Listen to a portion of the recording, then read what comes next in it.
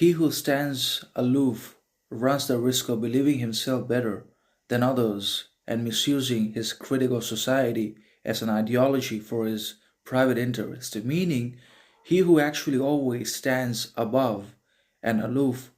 of the others and of everyone else in the society in its external surroundings cannot always be considered to be right, good, righteous, just,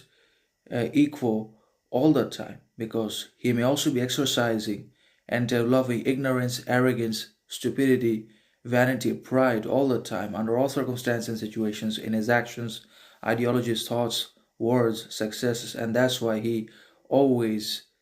basically stands aloof and above the others, not because he's talented, wise, intelligent, knowledgeable, successful, prosperous, authentic, but because he's arrogant, ignorant, mediocre, and that's why he always believes himself to being at the top. That's why he's always convinced and manipulated of and by his own mediocrity, knowledge, wisdom, stupidity, lack of resources, etc. And that means being alone and being aloof and above the others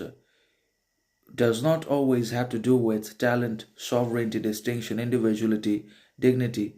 skill, knowledge, character,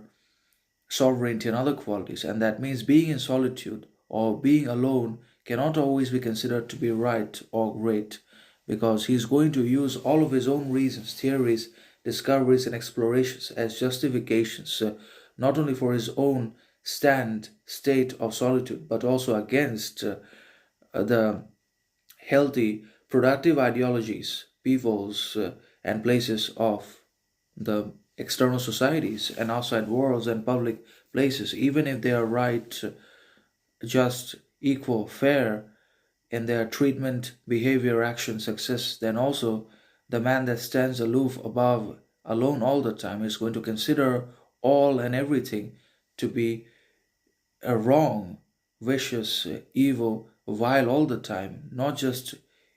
amongst themselves but also against him. But this is paranoia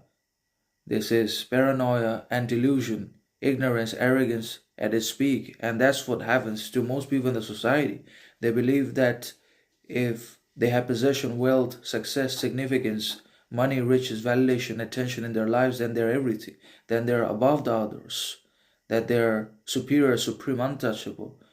But they do not realize that all they possess is not only external, materialistic in itself, but is also lifeless, worthless, conditional, and transient, upon which they stand, upon which they build their empire of lives, which is going to